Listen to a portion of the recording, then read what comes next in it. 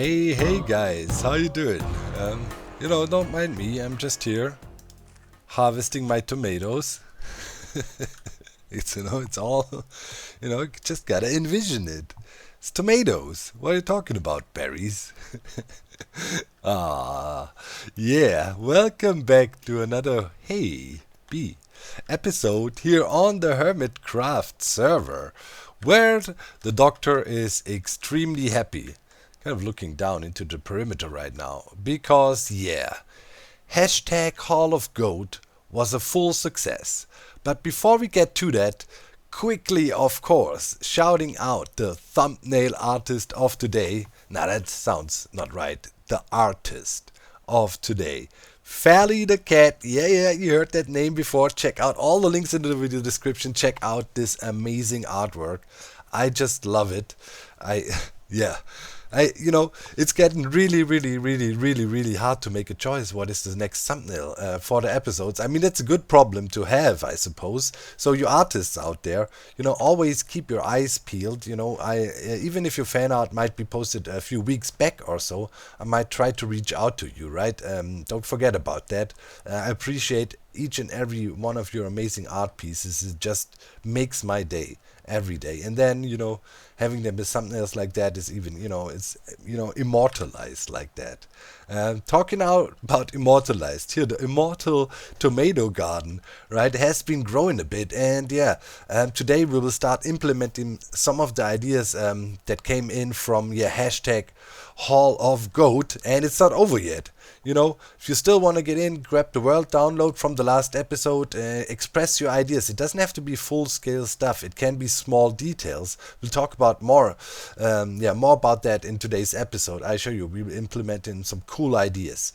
Anyways, I continued here with our general theme though, because, when I was looking at Hall of Goat feedback, a lot of people loved this design again, said, yeah, this is the right way to go, naturizing things up.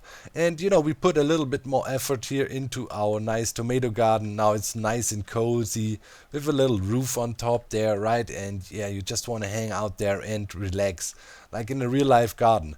One of the axolotls suffocated. It crawled into this space here. So I put another leaf there and another axolotl in. We bought a few over at Joe's shop. And yeah, now they're happy. Always sitting at the same spot. I think now they're stuck in this half-slab thing here. Kind of, because they haven't moved in hours since I was watching them. Yeah, and I extended, our gardens here a little bit up. Some more solar panels. Our general theme we want to use. And some more over there. Grabbed another beehive. I continuously keep on breeding bees.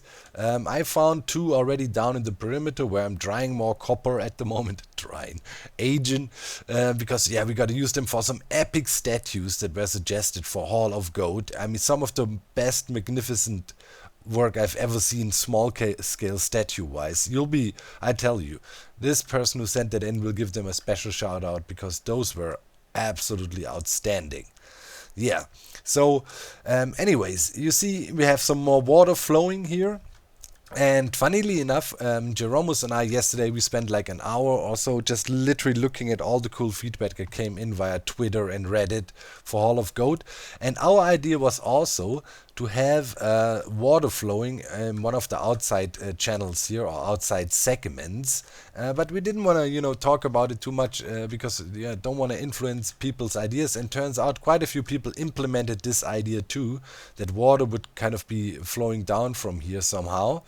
And I'm already prepared that we have another water channel coming over, and that water channel leads to here, is fed by this at the moment. But we will also have another raised area here where water is going into another pond, and then maybe water would flow both ways, but just watering the area here.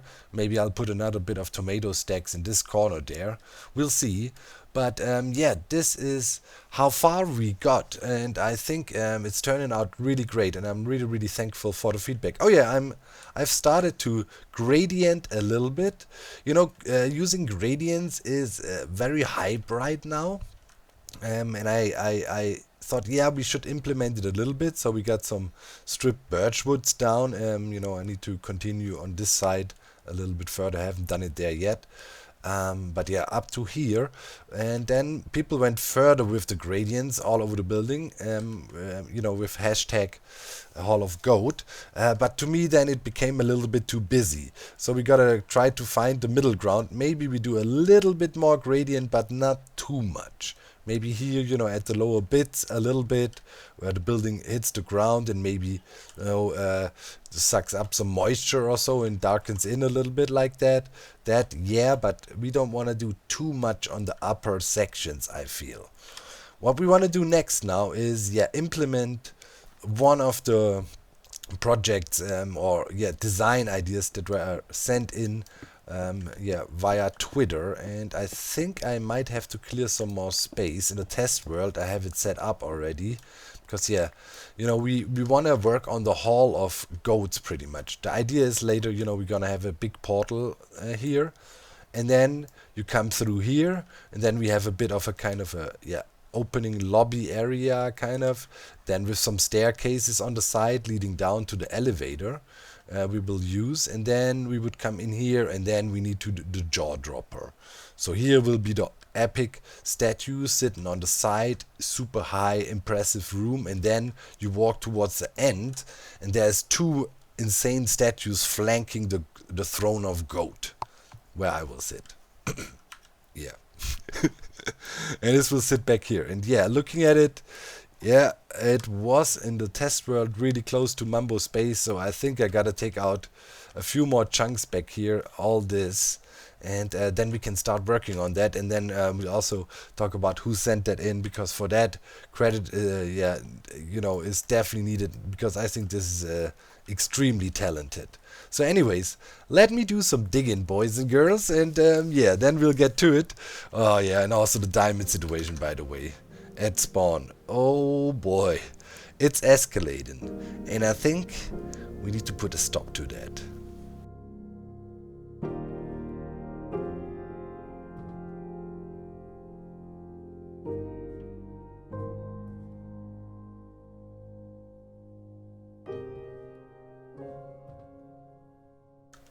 Well, welcome guys to a little look behind the scenes. This might look like the Hermitcraft server, but it ain't. It is a copy. We have regular world downloads available, and to plan out things, obviously you grab a world download, and there's a little, we're caught up on what we have planned so far with the main building here. There might be slight differences, it's not always exact one-to-one copies, but here is something I wanted to show you. I'm in the midst of the planning process for the farms, and the drowned farm design is almost done. I'm working on it together with methods, and should be done in 3-4 days. Then we do some more testing, but to get some dimensions. What you see in blue here is river biomes. We have them marked out here using some tools, and then let the terrain filled in so we can gauge where it is.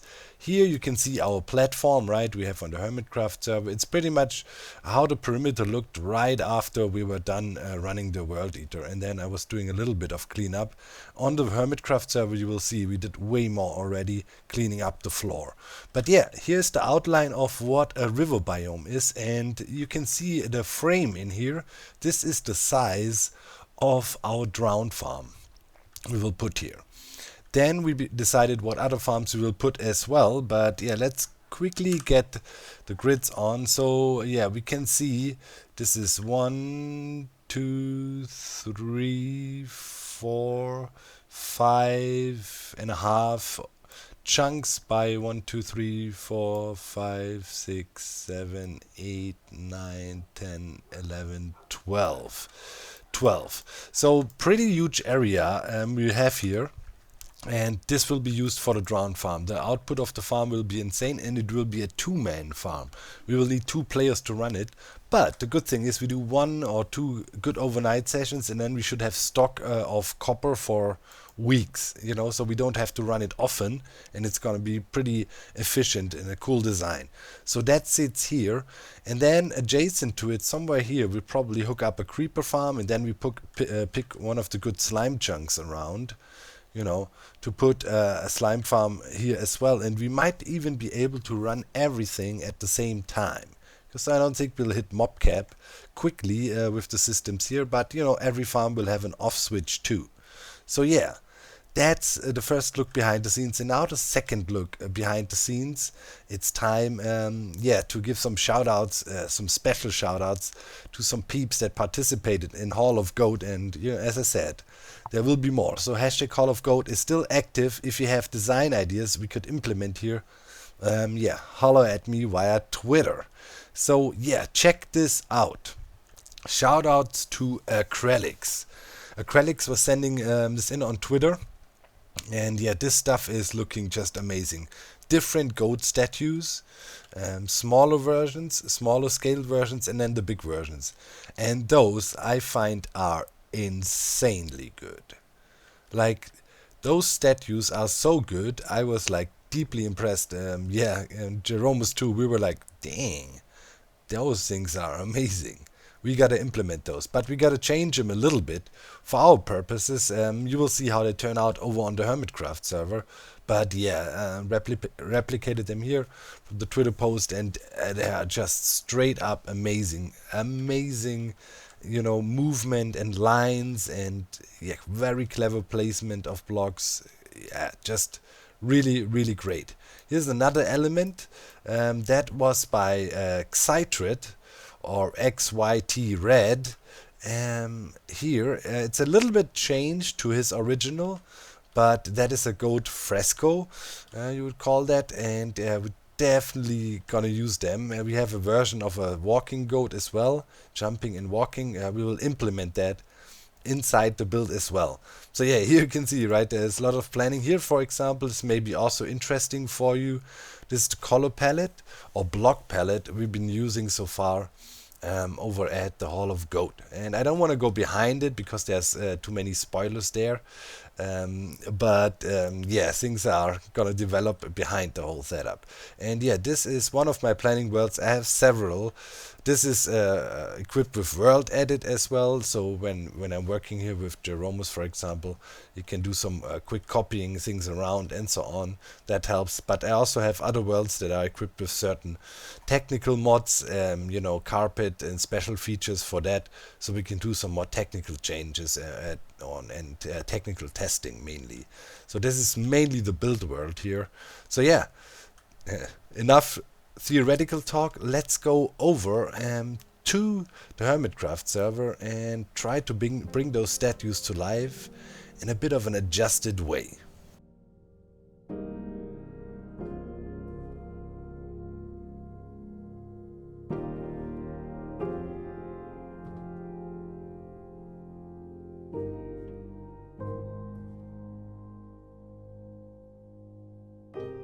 Oh man, that is a fun build. That is a fun build. Big shout outs again to Acrylics. So this is, you know, my interpretation of the statues. Changed out the copper aging stage. Definitely need to do that to fit with our general theme here better. But yeah, overall I really like the pedestal. Small changes to that, a little bit of overgrowth. And on top here we also continued our nature theme a bit. Also a good way to hide some lights there under the carpets, moss carpets. And yeah, I think that looks really cool. You know, imagine it like that, right? You come through here and then you come into the big hall. I mean, that's a bit in the way right now. We'll remove that. But yeah, pretty much you walk down here and then left and right are the statues, really high room, and then towards these epic goat statues, bro. And here in the middle, the throne. Oh, that's so good. It's one of my favorite compact statue builds like ever. Like really, I love it. Ah, let's add another one to the other side here, flanking the throne, and it should look epic.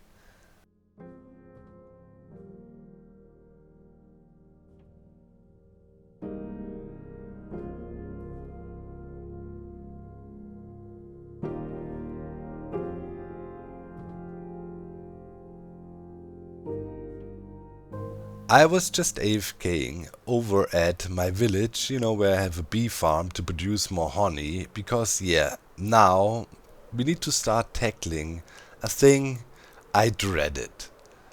I mean, obviously personal opinion, but yeah, we have to build the most hated farm in Minecraft. I was really dreading it and pushing it, but there's no way for us to push it further. We should do it because it just makes a lot of sense. You will see, but I'm really not looking forward to make this one. Anyways, of course, we finished our statues here. I wish I had another one to build so I don't have to start doing this farm, but we really need it in the long run, and it's gonna pay off well. And here we go.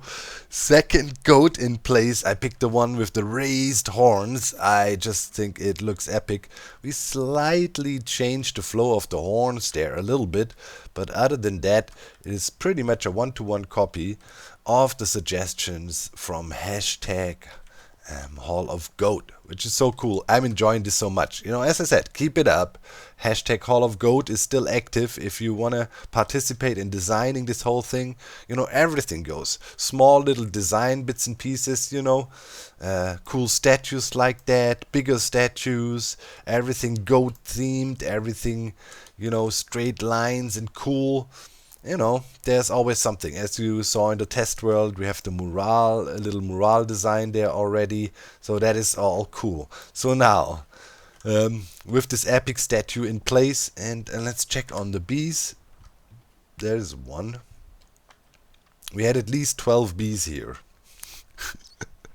The vanishing bee pathfinding issue is really an issue.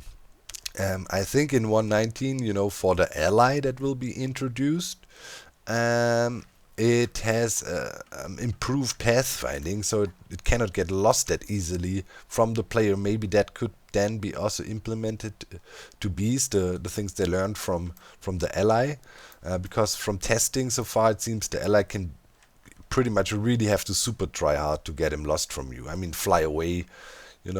But if it's more than 64 blocks away, it will pathfind back to you through walls, through everything. I don't know. Maybe it can be applied to the bees, but there's definitely something, a buzz with the bees, and they vanish. Anyways, let's go down there, and I think I showed you before. We talked about the geodes down there, and yeah, that's just it. I prepared a nice shulker box here, so we can start the farm. This farm, I don't think we will finish fully today, but we will make pretty decent progress because, this one is a farm, you gotta tackle step by step. It is really annoying. No matter what you do and how you tackle these geodes, it will always be annoying. Right? If you're talking about fully automating the thing, so there is, for example, something that became relatively popular, and it's definitely worth it. Filling, geodes up with water, and then you have Heart of the Sea there that gives you infinite breathing and so on, and nice vision. And then you just swim around in there and use your fortune tools to harvest these shards, and it's really worth it because you get a lot. I think up to 32 with fortune, so it's worth it. Downside of it is it's manually, and I don't like grinding for stuff manually that much, and secondly, there's always these issues. These budded amethyst blocks are really finicky. Like, you swim around in there and easily one wrong swipe in the water and you break another one. And over time, you will deplete your resources there. And yeah, as I said, my main aspect is I want to have things automated. I don't want to swim around there and harvest by hand regularly. So, Il Mango, a while ago, came up with a concept which I think is at the moment the smoothest to do with these things. Problem is, any of these clusters, and obviously I dug everything out around it, as you can see, is unique. You will never find the same two geodes. That means there is no general concept of farming things. There's different approaches, thinning out the herd, pretty much removing a lot, so you can have pistons everywhere, but it will always end up in spaghetti. I designed plenty of them, like in the past. We even had, like, at some point, I think 5 or 6 Hivemind members, Psycrafters and other technical players on one of my test servers a year and a half ago or so, and we were fiddling around trying to come up with with a compact design, and it is, yeah. Eventually, what we will settle on now is a design Ilmango showed a while back. I will link the video tutorial in the video description. But in short, what we have to do is we will use flying machines here that will harvest stuff for us. So if we want to send flying machines through here, obviously we want to send flying machines through where these amethysts or the crystals are, but where these budded amethysts are, obviously that would block flying machines. So we need to create an intricate pattern to kind of lay this all out. What you do is, so let's get some of our helper blocks down. What you do is we use obsidian. You create a blockage in front of every one of these budded amethysts, and make sure you cannot fly there. So we create a kind of a stencil for flying machines to dive through, but not collide with anything in place here. And I guess, it's best if I just show you. Explaining it is a bit, theoretical. Let's set up our flying wall, I guess.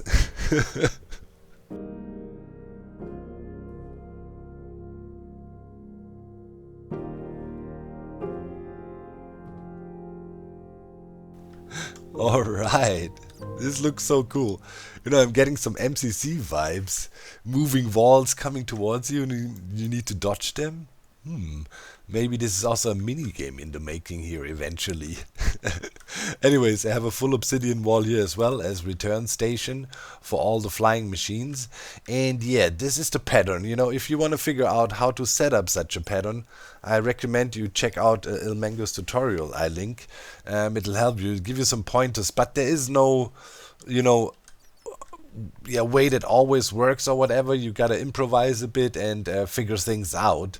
But in the end now, we have slime machines alternating, or slime flying machines alternating from slime to honey, right? So if they touch, like for example here, they don't stick to each other. So those are all individual flying machines in total. 1, 2, 3 over there.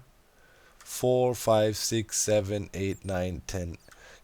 10 flying machines, I think, if I counted properly. We can see it better from the back side because there I placed pistons and stopper blocks already for all the individual segments. And here, at those individual segments, we now need to build flying machines. And the flying machines will all be the same. And they're really cool because you can rotate them in all directions, up, down, upside down, whatever is needed. So they're really flexible and a cool design. We can build one, let's say here, together. Let's quickly get up here. So they all look the same. You just need to consider one thing. If you're pushing a honey element, you want to use a slime flying machine, and vice versa. Pretty much. So where is my slime? So let's stitch that together. It's a relatively simple flying machine. So you just go up like this, over, around and down like that. That is the first segment. Pretty easy to remember, that one. And then you put a redstone lamp here, and then you need a bunch of observers for certain updates. This self-returning flying machines. Then you put a piston here. And then you simply extend your slime by 3 more. And then at the back of this, you also want to have an immovable block. Like this is going to be the stopper block for the setup. And lastly, we just want to get up here a little bit. What we want to do is we want to use a node block. And the node block is used to trigger the whole thing. And now, obviously, as in any flying machine, we need a piston that pushes and a piston that pulls. We have the pulling piston if it flies this way. So now we need the pusher that also gets updated via an observer. So here, that's it. Very simple flying machine. That's the engine part back here pretty much, and then the pusher bit in front. And as you can see now, that fits through here, right, where we have our honey blocks. Will fit perfectly through, and it will not get stuck anywhere because we know with the pattern we laid out, wherever there is obsidian we can't go, the rest we can fit through and brush stuff off. So I'd say let's do this. I'll trigger this node block from back here, and then we just quickly use camera account and run around and see what it does. Wait, maybe we should remove that. There should be nothing in the way. Okay, boom. So this takes off now, and literally, you know, fits perfectly through here where the geodes are and breaks off the crystal and then goes back like this. It's like a puzzle, you know, a redstone flying machine, insane puzzle, and then just goes back to resting position. So now what we need to do is simply build a few more flying machines where we see all these pistons, and then wire them all together so we can simultaneously launch them, and then, you know, we'll scrape off all the crystal in this axis here, you know. And then obviously there's a few more axes to take care of. So yeah, let's do some flying machine building. Alright, you know, the thing is, when you have this pattern done, making the flying machines is actually really cool. It's fun build and really useful actually. Flying machine that can be used in all directions, upside down, flat, you know. Up there you can see it's the exact same flying machine. Same pattern. Here is the hood shape pretty much, and then the extension at the back just sideways right here, right? Because yeah, that's the only way it fits through the slit. You need a 3 wide slit to get the flying machine through, right? And yeah, here's another one laying flat, right? This one here. So yeah, really a cool, flexible, self-returning flying machine you can use for everything. So that is great. But you know, making the pattern is just so tedious and tricky. I highly recommend, and that's what I did too. You saw my test world, right? You go in your creative world, copy the geode or whatever, the exact locations of your budding amethyst, and then you do it there, and then you copy the design over into your survival world. I mean, you know, I'm not telling you how to play Minecraft, but I'm just telling you this saves you a lot of pain, because yeah, you can easily make a mistake, get your flying machine stuck, and so on. So you know, you want to pre-plan this. And you know why it is my most hated farm? So now you're really happy that you accomplished this, right? You have the flying machines and you think, the hardest part is done. Now just some resource collection. No, now this farm hits you out of the left field and tells you, alright, let's send the flying machine through from one side. We only need to do it 2 more times, so we get all access. Xi. Xe. Oh god, there, the Xi situation again. Xi, I think. Oh man. Anyways, let's launch, and yeah, we wired everything up here, right? You can see a redstone wire going through, simple. Just touching those node blocks, they will be powered. Update this observer, and then the thing takes off. Pretty simple, just simple wire up, a few glass blocks to make the connections up here and there, right? When you branch off in here, straight lines. And then we just have a repeater and then the observer there for now to trigger the thing. And yeah, let's do it. Okay, sound plays. Yes, everything takes off. Alright, we're pushing this giant wall through the whole setup with the amethyst here. Alright, we're going back. Nice. Nice. Alright. That is perfect. And everything returned into its starting position. And you know, now next phase comes. See, now we shaved off these, those, them, and then all of them will end up here in water streams being transported. I should grab them. They are valuable, by the way. You know, and yeah, now we covered one axis. Now we need to do it 2 more times. Now we're gonna have a flying machine coming in from this side, scraping off everything that lies in this axis, right? And then, last but not least, we're gonna have one from on top that scrapes off the rest we couldn't get from the sides. Let's test that tough and grab those crystals. How many did we get from that one push? Stack already. So, you know, and then later, then we just took up a timer to that farm, and every 3 hours something, roughly, the thing will trigger fully automatically. That is a good efficiency time or coefficient that was calculated by the hive mind. every 176 minutes, I think it was. So we built a clock that can do that. It's a simple design, but yeah. Send the thing through and then harvest all the shards here and collect them. So from this one push we got like exactly 2 stacks. Really. Indeed. You know, and then the thing will run through, brush everything off. Everything that is sitting on top there will be brushed off with the next pass of the machines. Nothing will be left. And then, yeah, we will be able to harvest this thing fully automatically. But now, as I said, comes the part of dread. Now I have to go back to the creative world and design another one of these giant obsidian walls. Yeah. But I think we will not accomplish that in today's episode. Doing this already took long enough, and yeah, I'll take the time in between episodes most likely to put in another 1 or 2 of these platforms, and then we can finish off this design. But we should try to finish it off as quickly as possible because, well, you know, here around the perimeter area and where we have our base and so on, we will spend hours upon hours upon hours upon hours upon hours. Lots of building has to happen.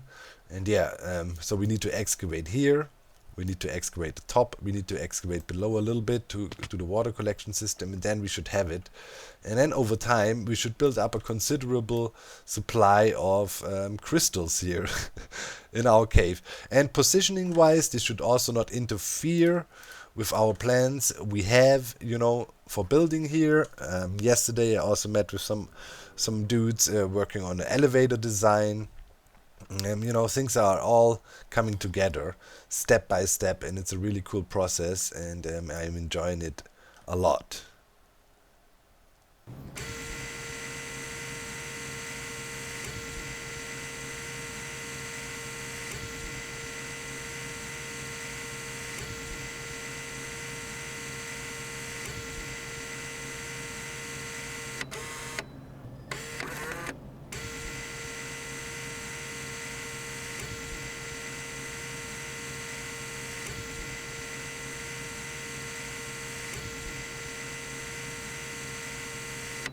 Yeah, caught in 4K. Unreal. Did you see that? Did you see the pointy ears? It is very clear who that was. Here in the south corner of the perimeter over there. One of the security cameras caught him red-handed. So those rascals that trying to challenge my diamond pillar superiority over that spawn, they have no limits. They actually come over here. I heard reports before, but this time we caught them in 4K. You know, I think Korean is also guilty of this. They came over here, stealing diamonds and adding them to their pillar. That's absolutely not cool. So today we're gonna assert diamond pillar dominance. Right? I got one of my shulker boxes full of diamond ore. There's an undisclosed number more in this chest up there, but I'm really getting antsy. Now, you know, I hope Mambo has some time. I need to find a secure place for my diamonds. When this diamond pillar thing is over, you know, we need to store them in the safest place of the server. Most likely in Mambo's vault. I don't know if this is a good plan. Anyways, look at this. I've been checking before a little bit. By the way, while we come here, whoa, shopping district is expanding. Wait, we'll take care of these stupid diamond. What is going on? Okay, we'll take care of that in a second. Oh my God, things are developing. Look at that. What happened? Octagon is back. Wow. All right, the entity looks like it walked over here, and it grew legs. Whoa, and this design looks really, really cool because, yeah, that is definitely nicely inspired by the octagon designs we used last year. You remember how many legs that look kind of similar like those we made? That is so cool that Green brought that back a little bit, that design. I loved it. It was kind of sad, you know, we use a different design palette this year, although I love that too, but, you know, this one was epic. Look at that, how cool it looks, man. Six-legged freak beast. Wow, so cool. And more shops are being opened here. We need to get into this mix. We need to get our copper shop up and running and then compete with this. But bro, Falsey is seriously building a giant bee up there. On that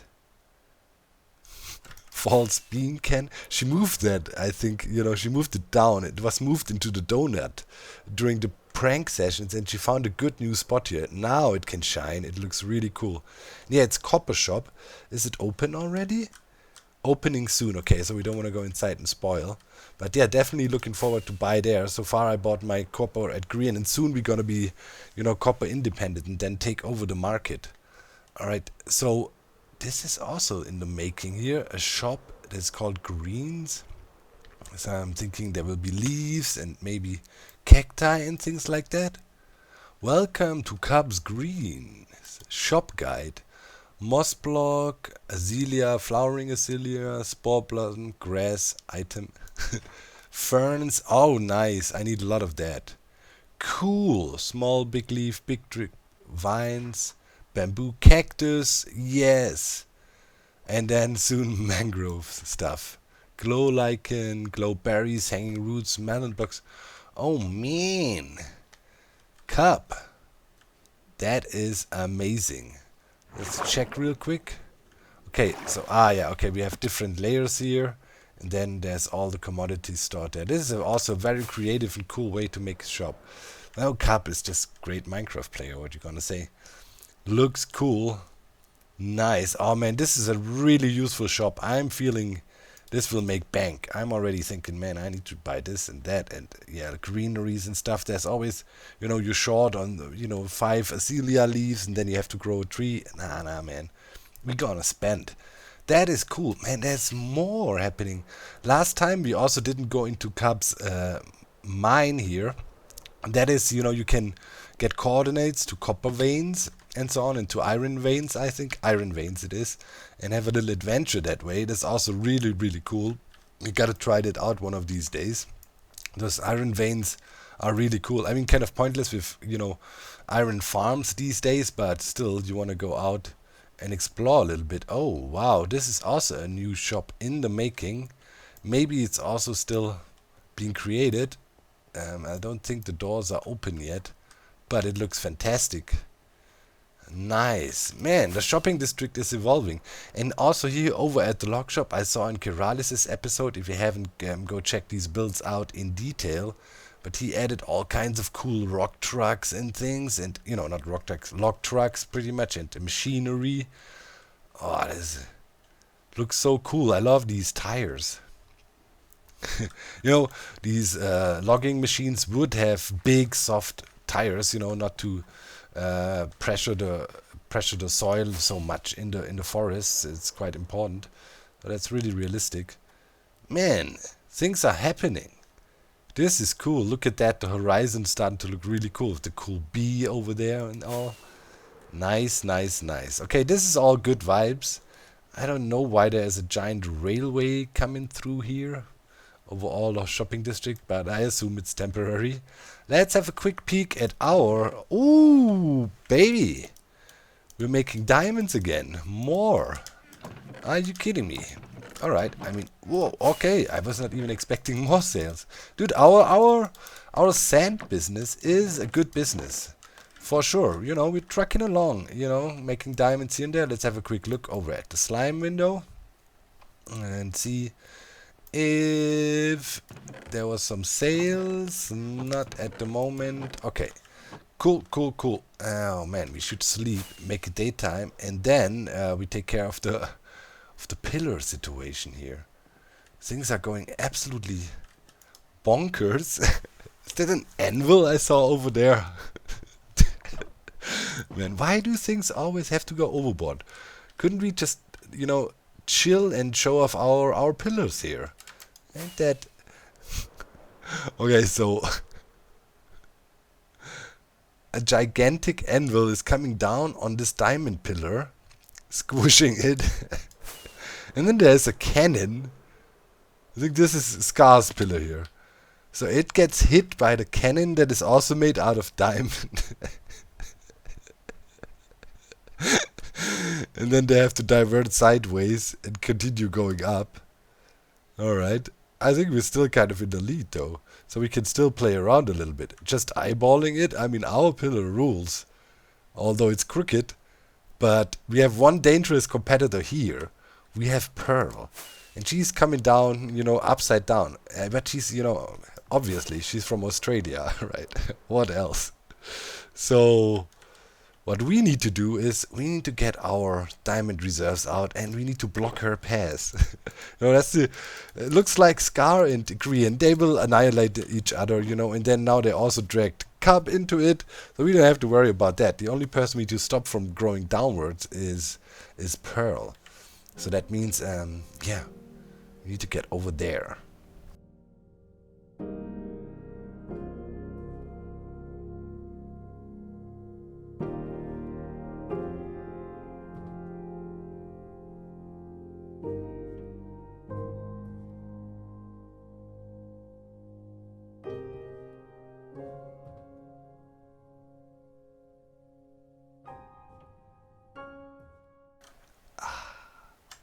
Perfect.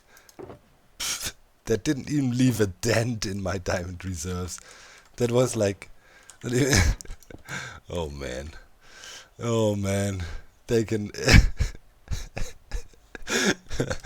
we need to leave a sign. Let's quickly head down into the basement of our sand area here. Get up there, grab a sign, and let Pearl know what's up. Sorry, our pillars here or something like that. Here we have signage. Here we have this, and we have also some dye. So it's nice and readable. Good, good, good, good, good. Let's head up there. And we even haven't started going down to bedrock. I mean, maybe we should put the finishing blow down soon, before it escalates more. I mean, it's all fun and games, provoking them a little bit, but they might, go to drastic measures. You don't want to poke the bear too long. I mean, but it's fun playing with your prey, I'm the diamond ore king. Nobody can beat me. I ate the world to become king. Alright. Oops. Yeah, let's so this oops. Didn't see your pillar there.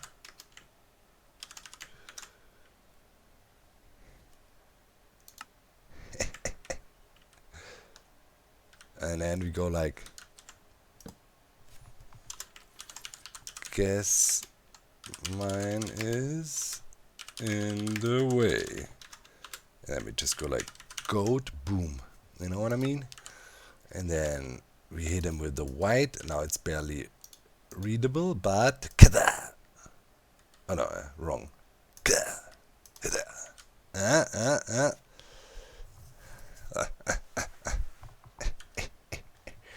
Alright. Perfect. And then, I mean, if she wants to go, she can't go around here, then it's even wider. If she goes over there, we just, pillar down, catch her again, and then go up. We have so many diamonds. You shall not pass. Hey, Gary. Gary is watching the shenanigans. Oh, man. Don't mess with the Diamond King. Don't mess with the Diamond King. Alright, let's see where this diamond insanity goes. Let me know how we should continue. Should we just, win it? Quickly? It could be over. I think only with the contents of this Schalke box we could end it. But yeah, guys, keep in mind, hashtag Hall of Goat is still alive. Check out the Twitters. I also check out Reddit. But yeah, Twitter is easier to quickly check through and bookmark and so on, But yeah, Reddit, of course, is also an option, the Hermitcraft Reddit, and I checked there too. Don't you worry. Yeah, quickly wanted to show you guys one thing before we leave. I mean, we briefly glanced over it, But obviously the cleanup work here around the perimeter is also making progress. As you can see, a lot more area there is flattened out. We removed giant lava patch here in the middle. Joe helped out again, digging around here a bit.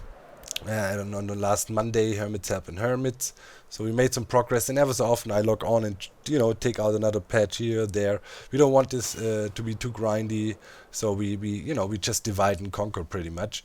And same goes for the scaffolding here, for example. I removed all the scaffolding over there that was made from pumpkin, right? And here it's partially removed. I think I'll try to tackle that after I'm done recording the episode here.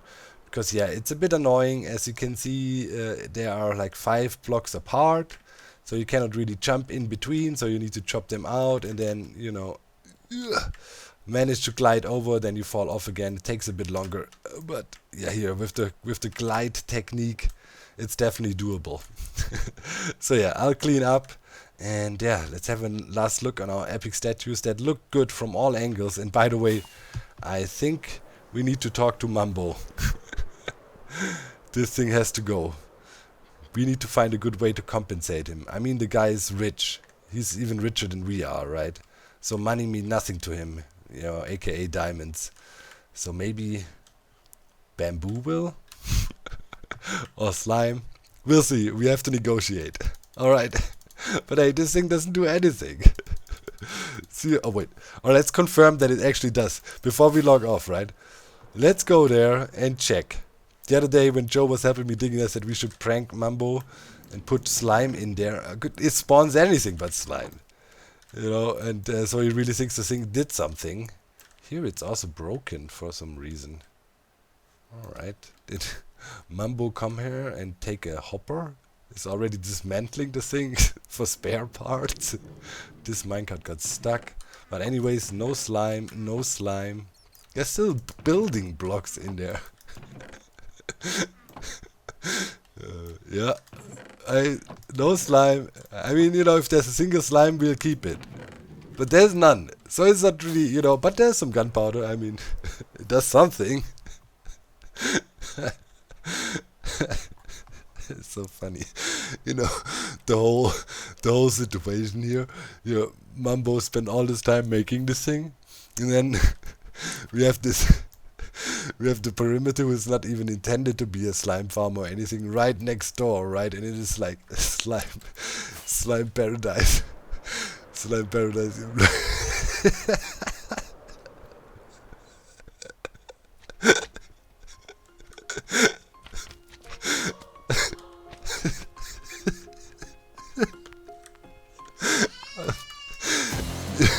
Sorry. Okay, guys. As you know, next time.